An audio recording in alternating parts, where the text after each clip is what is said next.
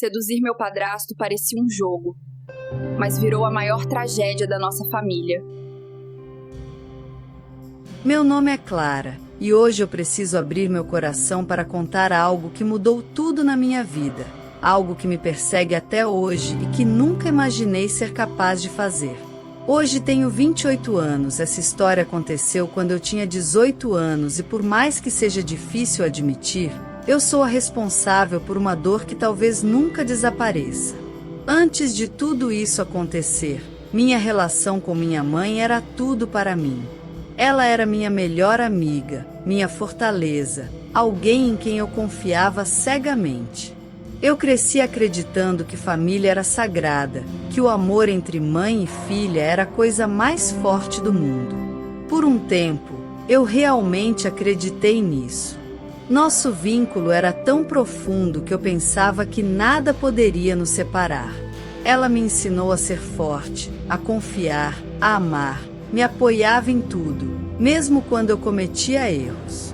Eu me sentia protegida por ela. Mas, com o tempo, algo mudou dentro de mim.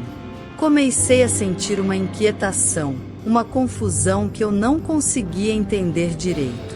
Eu me sentia perdida, insegura, com a cabeça cheia de pensamentos que não sabia como controlar. Naquele momento, tinha só 18 anos e os hormônios à flor da pele. Minha mente estava um turbilhão. Sem perceber, comecei a agir de formas que hoje vejo como perigosas. Comecei a usar roupas mais curtas, a buscar atenção de um jeito estranho, querendo ser vista por alguém que não devia, meu padrasto.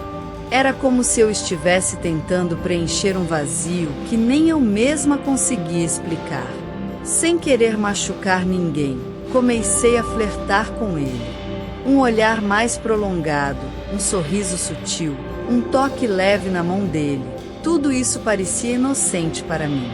Eu pensava que era só uma forma de me sentir viva, importante, desejada. Mas o que eu não sabia era que aquela semente cresceria rápido demais e se transformaria num problema maior do que eu podia imaginar. Até que tudo explodiu numa manhã que parecia comum. Minha mãe saiu para trabalhar, como sempre, deixando o telefone na cozinha. Eu estava sozinha em casa, vestindo uma roupa mais curta, me sentindo estranha, ansiosa, como se algo estivesse prestes a acontecer. Ele entrou na sala, e nossos olhares se cruzaram de um jeito diferente. Eu senti um frio na barriga, uma mistura de nervosismo e excitação que não soube controlar. E então, aconteceu. O beijo. Um beijo foi o início de tudo. O chão pareceu abrir sob meus pés quando ouvi a porta se abrir, minha mãe voltando mais cedo para pegar o celular que havia esquecido. Ela nos viu, na cama dela, naquele momento que eu tentei esconder por tanto tempo. A expressão no rosto dela foi uma faca, uma mistura de choque, dor e tristeza que eu nunca vou esquecer. Naquele instante, percebi que tinha destruído algo que jamais poderia ser consertado. Minha mãe saiu de casa sem dizer uma palavra, e o silêncio que ficou depois foi pior do que qualquer grito. Meu padrasto foi embora no mesmo dia, e eu fiquei sozinha, perdida, carregando a culpa de ter sido a responsável pelo fim da família que eu amava. Essa é a história que quero contar para vocês no canal Júri Popular, onde vocês serão os juízes da minha vida. Quero que me ouçam, me julguem, entendam ou condenem. Só peço que fiquem comigo para conhecerem a verdade completa, porque essa história está longe de acabar. Depois daquela manhã que mudou minha vida para sempre, o silêncio se instalou na casa como uma presença invisível e sufocante. Minha mãe ficou 2 dias ali, imóvel, sem sequer dirigir a palavra para mim. Ela não chorava, não gritava, apenas existia em um estado de dor muda que parecia atravessar paredes. Eu tentava, em vão, arrancar uma reação dela, alguma explicação, qualquer sinal de que ainda havia um fio de esperança entre nós. Mas tudo o que recebi eram olhares frios e vazios, como se eu tivesse me tornado uma estranha em minha própria casa. Naqueles 2 dias, cada minuto parecia um castigo. A cada passo que eu dava, sentia que quebrava um pouco mais o que ainda restava daquela família despedaçada. Minha mãe, que antes era minha maior aliada, agora me evitava com uma distância dolorosa.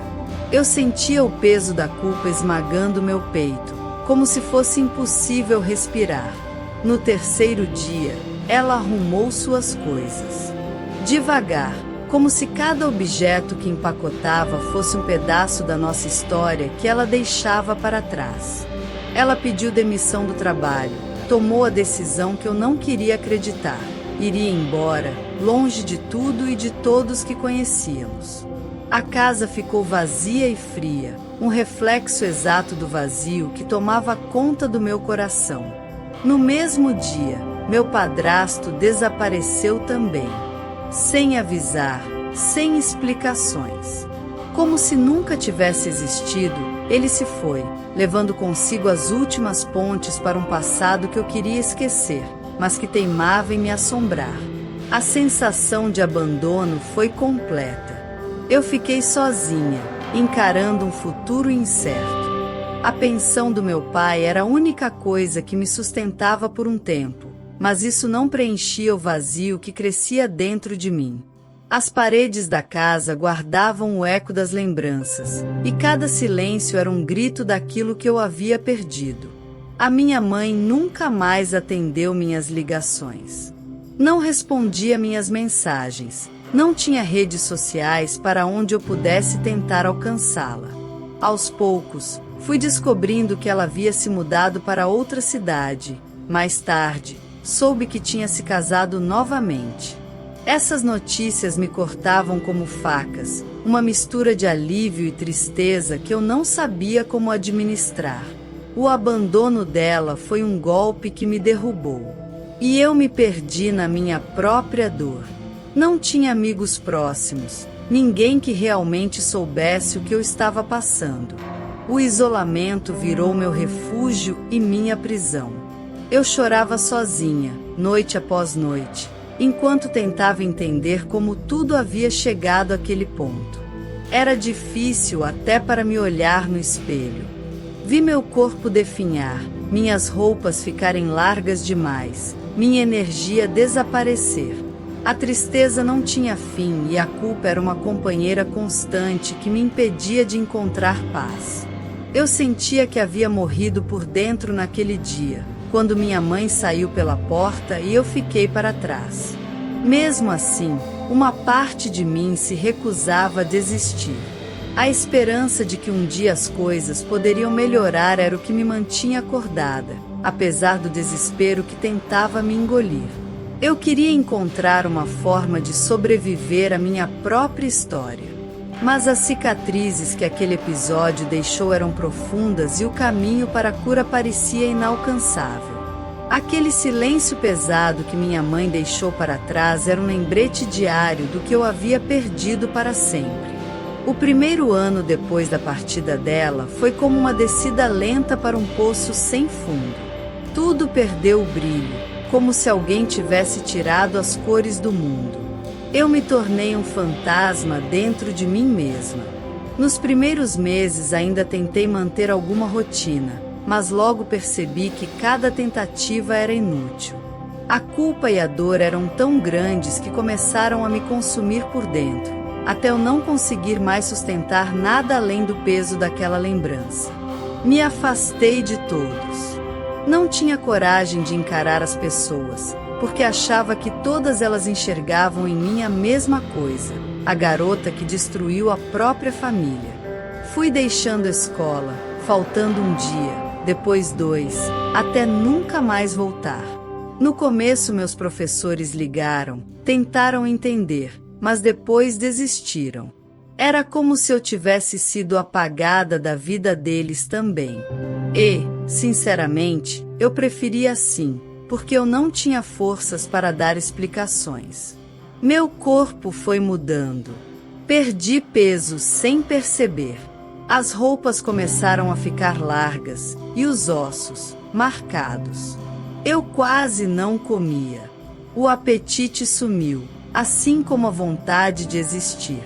Passava os dias dentro do quarto, fechada, com a cortina sempre puxada. Dormia mal, acordava pior. As lágrimas eram a única companhia fiel.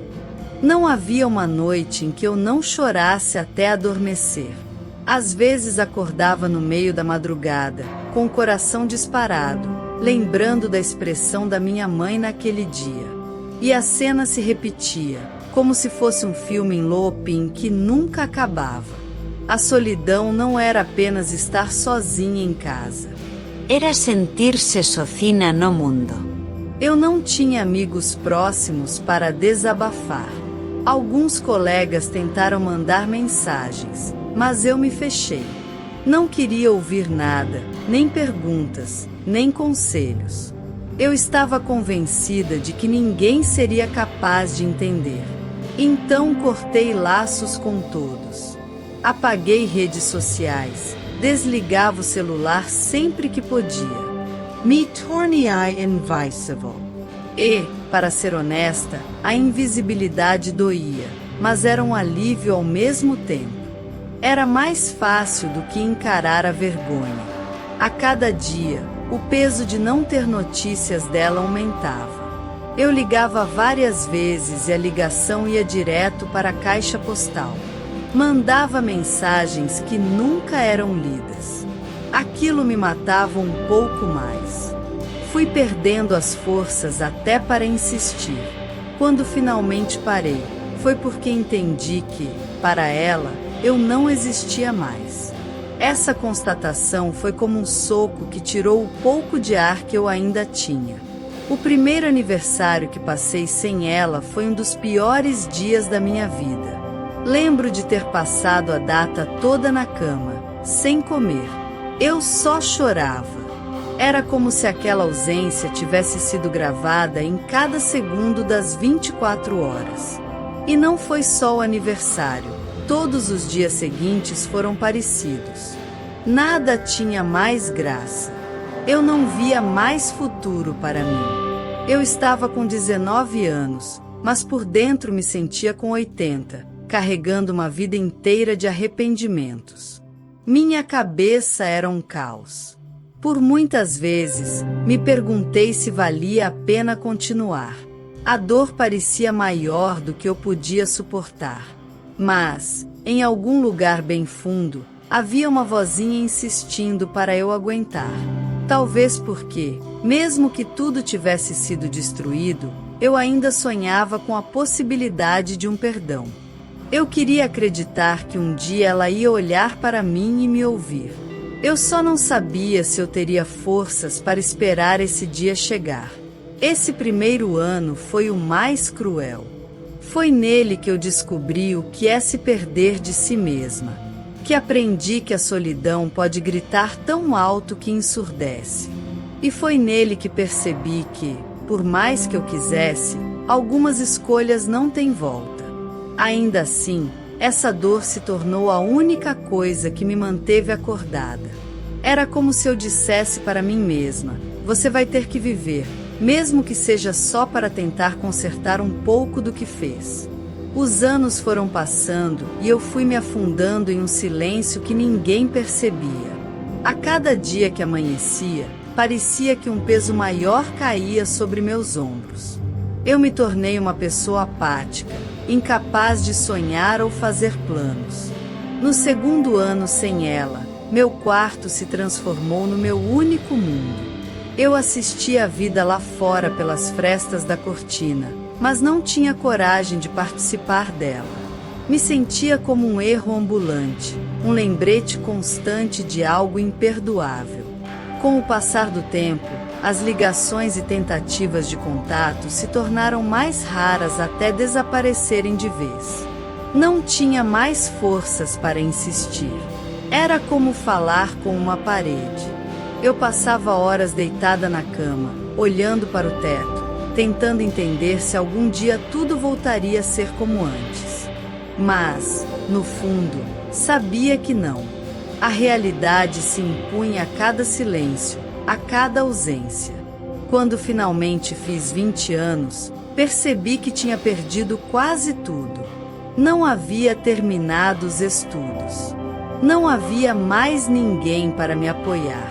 Vivia só com a pensão do meu pai, e aquilo era o suficiente apenas para comer e pagar as contas mínimas.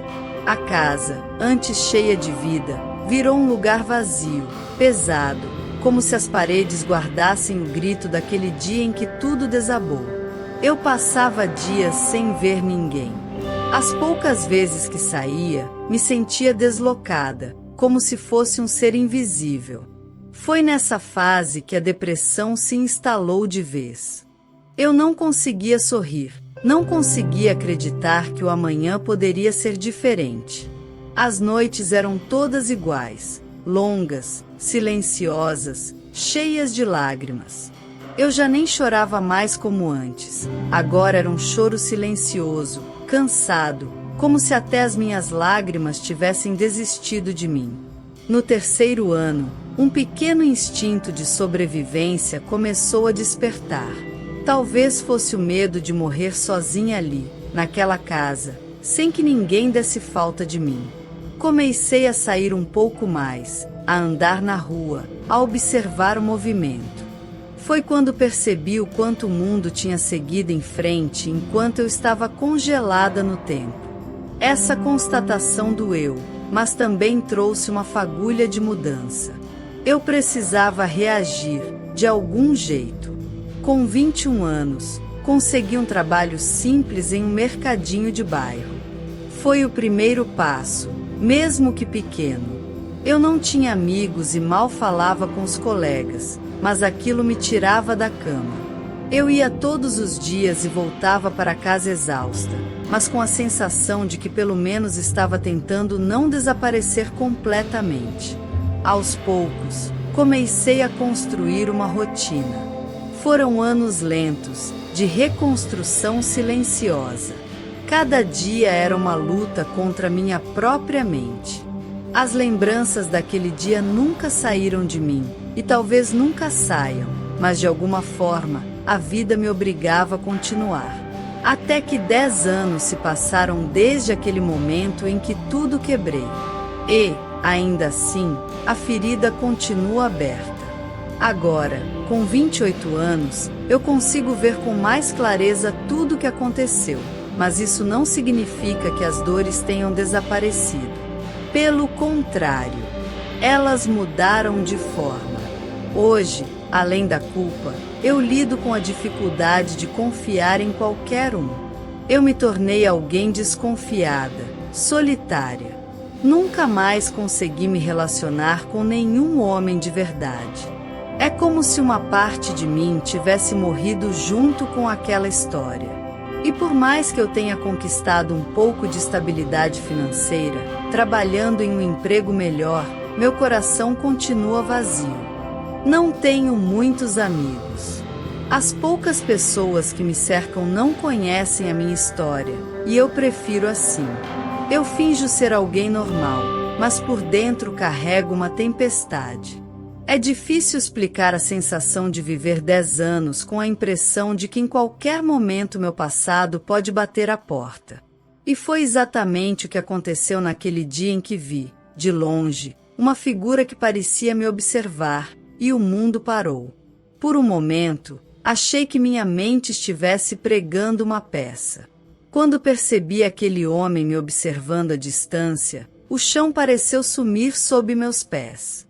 Havia algo na postura dele, no jeito que me olhava sem piscar, que fez meu coração acelerar de um jeito doloroso. Tentei fingir que não vi, mas a sensação de ser seguida permaneceu por dias. Foi como se o passado tivesse finalmente decidido sair das sombras para me alcançar. Durante a semana seguinte, não consegui dormir direito. Toda vez que fechava os olhos, revivia a cena. Será que era ele? Será que depois de 10 anos o homem que ajudou a destruir minha vida e minha família estava ali, tão perto, observando? Não sabia se sentia medo ou raiva. Talvez os dois. Mas a parte mais confusa era que, lá no fundo, algo em mim queria respostas. Eu queria entender por que ele estava ali. Naquela tarde, depois de tantos anos, ele apareceu. Não como eu imaginava, não com raiva ou desejo, mas com o rosto cansado, derrotado, como se o tempo tivesse levado tudo dele. Eu não sabia o que sentir quando vi o homem que um dia foi o centro da minha confusão e que destruiu a minha vida. Ele pediu para sentar e eu, hesitante, deixei. Não trocamos muitas palavras. Foi ele quem quebrou o silêncio primeiro. Mas nada me preparou para aquela tarde. Era um dia comum, igual a todos os outros. Eu tinha saído do trabalho mais tarde que o normal, e o céu já estava ficando cinza, com vento frio que cortava a pele. Caminhei pela mesma rua de sempre, olhando para o chão, com o capuz cobrindo metade do meu rosto. E foi então que senti aquele peso de um olhar nas minhas costas. Não era imaginação, não era paranoia. Eu conhecia essa sensação. Alguém me seguia. No início, tentei ignorar. Acelerei o passo, virei a esquina. Mas, na próxima rua, senti o mesmo. Virei a cabeça, devagar, e por um segundo nossos olhos se cruzaram. Era ele. Meu coração parou. 10 anos sem vê-lo, e lá estava ele, parado na calçada, olhando para mim como se o tempo não tivesse passado. Eu não sabia se corria, se gritava ou se fingia que nada tinha acontecido. Mas minhas pernas congelaram. Só consegui ficar ali, parada, enquanto ele dava um passo em minha direção. O rosto dele estava diferente, mais velho, marcado, mas ainda reconhecível. Aquele mesmo olhar que um dia me fez confundir tudo, agora parecia carregado de algo que eu não conseguia decifrar. Eu não sabia se era raiva, arrependimento ou curiosidade. Talvez fosse tudo junto. Por um instante, o mundo inteiro pareceu desaparecer. Só havia ele e eu, no meio da rua. A lembrança daquele beijo proibido explodiu na minha cabeça, junto com a cena da minha mãe entrando no quarto. Foi como reviver tudo, de uma vez. Eu não disse nada. Ele também não. Ficamos alguns segundos nos olhando, até que ele quebrou o silêncio. A voz dele estava mais grave, mais cansada. Ele disse apenas o meu nome, Clara. E isso foi suficiente para abrir uma ferida que eu passei anos tentando fechar. Eu não esperava ouvir aquele nome sair da boca dele de novo. Minhas mãos começaram a tremer, e eu senti as lágrimas queimando meus olhos, mas engoli tudo. Não queria chorar na frente dele. Não queria dar esse poder de novo. Ele deu mais um passo, como se quisesse falar, mas eu recuei. Eu só conseguia pensar na minha mãe, na dor dela, em tudo o que eu tinha perdido. E percebi que, naquele instante, o que mais me apavorava era a ideia de que ele pudesse tentar justificar o que aconteceu, como se existisse alguma explicação que tornasse menos errado. Então eu virei as costas e comecei a andar rápido. Mas ele veio atrás. E, mesmo sem correr, a presença dele me cercava. Clara, espera. Eu só quero falar, ele disse. E essas palavras foram um golpe. Porque 10 anos depois, tudo o que ele queria era falar. Onde ele estava esse tempo todo? Por que ele voltou agora? Eu me virei de repente, e a raiva que eu achei que tinha apagado saiu como um grito preso. Por que agora? Por que depois de tudo? Você não tem ideia do que a sua presença fez comigo. Você acabou com a minha vida. E ainda tem coragem de aparecer aqui. Minha voz saiu trêmula, mas firme. Pela primeira vez em 10 anos, eu não estava fugindo. Ele não respondeu de imediato. Apenas me olhou, com uma expressão estranha, como se estivesse procurando algo no meu rosto. Finalmente disse: eu precisava te ver. Precisava saber como você estava. Essas palavras, em vez de me confortarem, foram como gasolina no fogo. Porque ele apareceu agora, quando minha vida já estava em pedaços, como se a simples presença dele pudesse mudar alguma coisa. E, naquele momento, percebi que eu ainda carregava um ódio profundo, escondido debaixo de toda aquela culpa. Eu respirei fundo e disse: você não tem ideia do que eu paguei por aquele dia. Eu perdi tudo. Ela nunca mais falou comigo. Você foi embora, sumiu, e eu fiquei aqui, sozinha, lidando com as consequências de algo que nós dois fizemos. Você tem noção do que é carregar isso por 10 anos? Minha voz saiu quebrada, e dessa vez eu não consegui segurar as lágrimas. Elas desceram, quentes, lavando o rosto que eu escondi por tanto tempo. Ele tentou se aproximar, mas eu levantei a mão, mandando ele parar. Não chega perto de mim. Eu não sei o que você quer, mas eu não posso passar por isso de novo. Você me deixou sozinha uma vez. E agora quer o quê? Me fazer lembrar. Minha raiva, misturada com dor, saiu em cada palavra. E ele, pela primeira vez, abaixou a cabeça. Ficou em silêncio. E aquele silêncio me deu mais medo do que qualquer resposta. Porque, naquele instante, percebi que alguma coisa estava para acontecer. E eu não sabia se estava pronta para ouvir. A rua parecia estreitar enquanto ele permanecia ali, parado a poucos passos de mim. O vento batia forte, trazendo poeira que grudava no rosto molhado de lágrimas, mas nada me desconectava do olhar dele. Pela primeira vez desde aquele dia, eu senti que tinha algo a perder de novo, a frágil paz que eu demorei anos para construir. Eu queria sair correndo, me esconder como sempre fiz, mas ao mesmo tempo havia uma parte de mim que precisava ouvir o que ele tinha para dizer. Talvez porque eu nunca tive resposta. Talvez porque eu quisesse finalmente fechar essa ferida. Clara, eu não vim para te machucar de novo, ele disse, com uma voz que parecia pesar toneladas. Eu fui embora porque achei que era a única coisa certa a fazer. Eu sabia que, se ficasse, ia destruir ainda mais a vida de vocês. As palavras dele me acertaram como pedras. Eu ri, um riso seco, quase um soluço. E você acha que foi embora e resolveu alguma coisa? Acha que a sua ausência apagou o que aconteceu? Eu fiquei aqui. Eu fiquei aqui sozinha, enterrada viva dentro daquela casa. Minha voz subiu e senti a garganta arder. Ele deu um passo para a frente. Eu me arrependo todos os dias. Não tem um dia da minha vida que eu não pense naquele momento. Eu queria poder voltar atrás. Você acha que eu não me culpei? Eu perdi tudo também. Perdi a mulher que eu amava. Perdi a vida que construí. E mais do que isso, perdi você, Clara.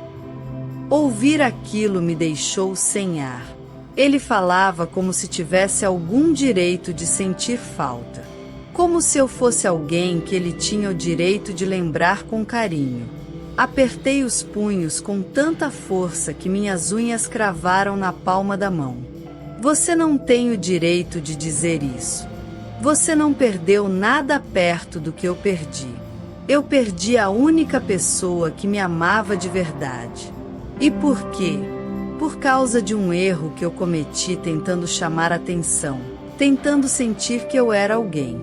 E você, adulto, preferiu participar disso em vez de me afastar. Ele parou. Respirou fundo. Você acha que eu não me odeio por isso? Eu me odeio, Clara. E se estou aqui agora é porque descobri que a sua mãe, ela nunca me perdoou. Eu achei que, se um dia ela voltasse a falar comigo, eu ia pedir para ela te perdoar também. Mas ela não quer. Ela reconstruiu a vida dela sem nós dois. Ouvir o nome dela foi como um soco. Eu já sabia que ela tinha seguido em frente, mas ouvir da boca dele que ela nunca mais quis saber de nós dois doeu mais do que eu imaginava. Minhas pernas fraquejaram e eu tive que me apoiar em um muro para não cair. Então, para quê? Para que você veio aqui?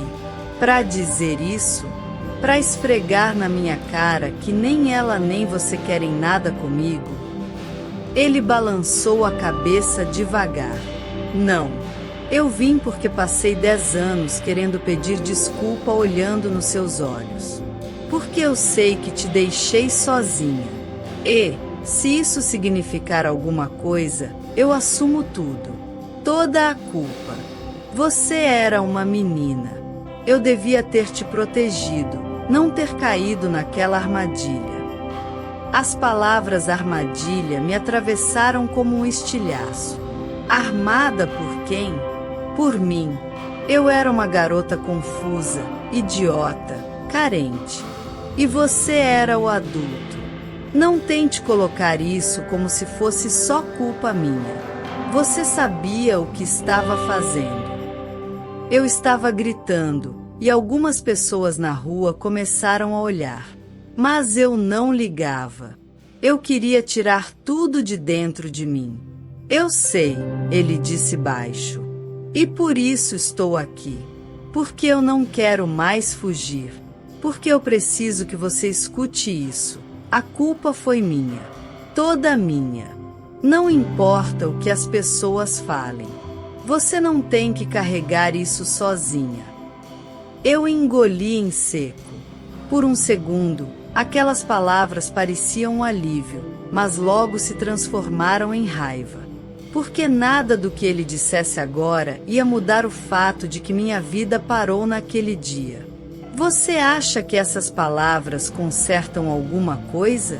Você acha que dizer isso vai trazer a minha mãe de volta? Vai devolver os anos que eu perdi presa em um quarto escuro, sozinha, sentindo que não valia nada? Não tem perdão para isso.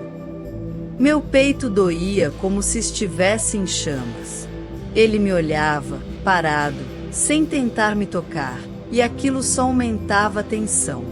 Eu queria bater nele, queria fugir, queria desaparecer.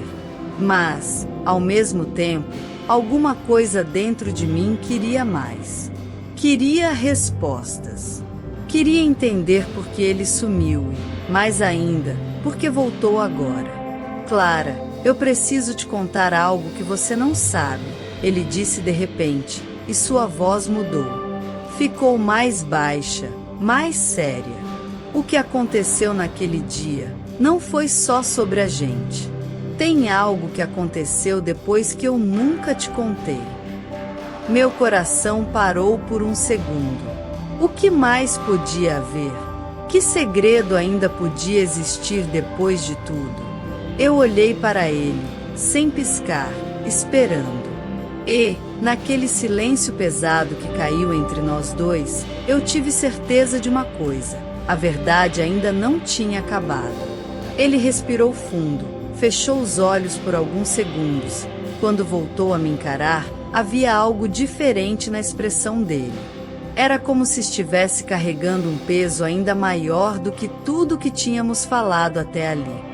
Eu fiquei imóvel, sentindo meu coração batendo rápido demais. Não sabia se queria ouvir, mas alguma coisa em mim não conseguia sair dali. Aquele dia não terminou quando sua mãe saiu de casa. Ele começou, a voz quase engasgando. O que aconteceu depois? Clara, ela te amava. Mesmo com toda a dor, mesmo depois de ver aquilo. Mas no caminho pro trabalho, ela parou o carro e ligou para alguém. E essa pessoa me ligou logo depois. Foi a primeira vez que eu percebi que a dor dela não era só raiva, era medo. Eu franzi a testa, confusa. Medo do quê? Medo de perder você, ele disse, encarando o chão. Ela sentiu que, se continuasse ali, ia te odiar. E ela não queria te odiar. Então ela fez a única coisa que achou que podia te salvar. Foi embora. Não fugiu de mim, fugiu de você. Da dor que sentia toda vez que olhava para você. Ela achou que te deixar sozinha seria menos cruel do que viver te machucando todos os dias. As palavras dele entraram em mim como se fossem gelo. Eu nunca tinha pensado nisso. Sempre achei que ela foi embora porque me odiava, porque nunca mais queria ver meu rosto. Mas, se ele estivesse dizendo a verdade, tudo era ainda pior. Ela tinha ido embora por amor. E isso doía mais. E por que você sumiu? Por que não falou nada? Não tentou consertar? Eu perguntei, com a voz trêmula. Ele suspirou. Porque no mesmo dia ela me ligou de novo e disse: suma da vida dela. Não quero que você chegue perto. Nunca mais. Eu obedeci. Eu achei que o melhor que eu podia fazer por você era desaparecer. Eu esperei que, um dia, vocês duas conseguissem se reencontrar. Mas 10 anos se passaram e nada aconteceu. Até que semana passada, quando tive notícias dela através de um amigo. E eu percebi que talvez esse reencontro nunca vá acontecer. Então eu vim te procurar. Para pedir perdão olhando nos seus olhos e para te dizer uma última coisa. Não carrega mais esse peso sozinha. Não foi só culpa sua. Eu senti o chão sumir sob meus pés. As pessoas passavam pela rua e tudo parecia distante, embaçado. Minha cabeça rodava com cada palavra. Parte de mim queria gritar, outra parte só queria abraçar a versão de mim que acreditou, todos esses anos, que era odiada pela própria mãe. Então é isso. Herganti, você vem aqui depois de 10 anos só para aliviar a sua consciência? Ele balançou a cabeça devagar. Não, Clara. Eu vim aqui porque, se você ainda quiser, eu posso te dizer onde ela está. Você pode escrever para ela. Pode tentar. Não sei se ela vai te responder, mas você merece essa chance. Eu fiquei em silêncio. A raiva dentro de mim ainda era enorme, mas havia um fio de esperança que eu não sentia há anos. A possibilidade de um dia ouvir a voz dela de novo. De um dia, talvez, conseguir dizer me perdoa olhando para ela. Olhei para ele e percebi que nada do que aconteceu ia mudar. Eu nunca ia poder voltar no tempo. Nunca ia poder apagar a cena daquele quarto, nem os 10 anos que passei sozinha. Mas talvez, só talvez, ainda existisse um caminho. Me dá o endereço, sussurrei, depois de um longo silêncio. Ela mora aqui agora. E então ele me passou um papel amassado com o endereço. Eu fiquei olhando aquele papel como se ele queimasse na minha mão. Faz o que achar certo, disse ele antes de se levantar e ir embora. Eu fiquei ali sentada, paralisada. Enquanto ele se afastava, eu fiquei parada na rua, olhando para o pedaço de papel. E, pela primeira vez em 10 anos, senti algo diferente do peso. Senti medo de tentar, ao mesmo tempo, uma vontade imensa de fazer isso. Durante dias, aquele papel ficou na minha mesa. Eu olhava para ele todas as noites, como se fosse uma bomba prestes a explodir. Eu deveria ir? E se ela me expulsasse? E se ela me olhasse como me olhou naquele dia terrível, com os olhos cheios de nojo e decepção? Eu já não sabia se tinha forças para ver aquele olhar de novo. Mas uma parte de mim, a parte que nunca deixou de sentir a ausência dela, Sabia que eu precisava tentar. Demorei uma semana para tomar coragem. Peguei um ônibus e passei um dia todo viajando. Ela havia se mudado para uma cidade do interior. Cada quilômetro parecia um teste para o meu coração. Cada rua me trazia de volta as lembranças que tentei enterrar por anos. Quando cheguei em frente à casa, minhas pernas tremiam. Eu fiquei parada do outro lado da rua por quase meia hora, observando aquela porta fechada, imaginando o que encontraria do outro lado. Finalmente criei coragem e toquei a campaina. Os segundos que esperei pareceram horas.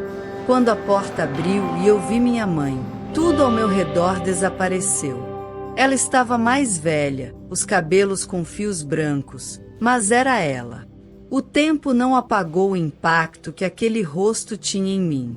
No primeiro segundo, vi o susto nos olhos dela.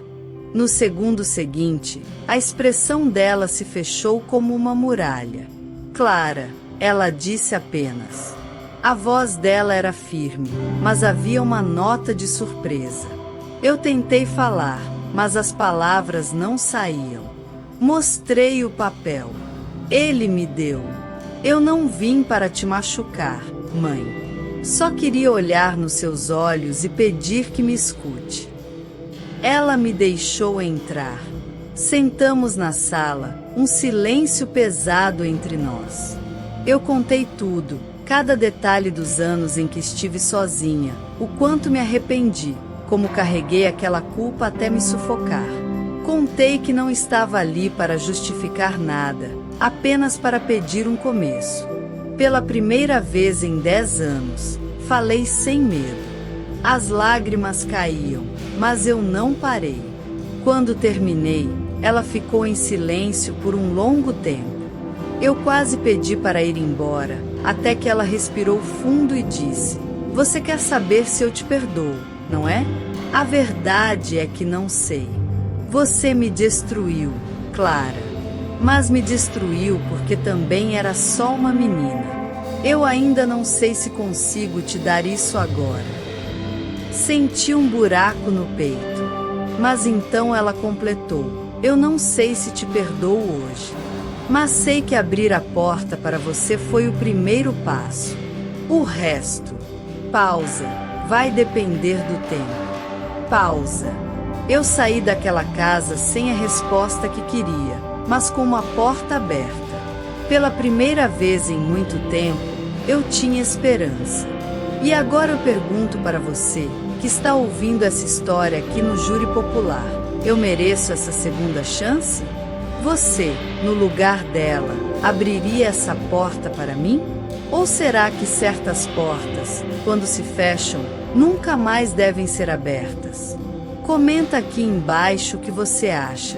Faça teu julgamento da minha história.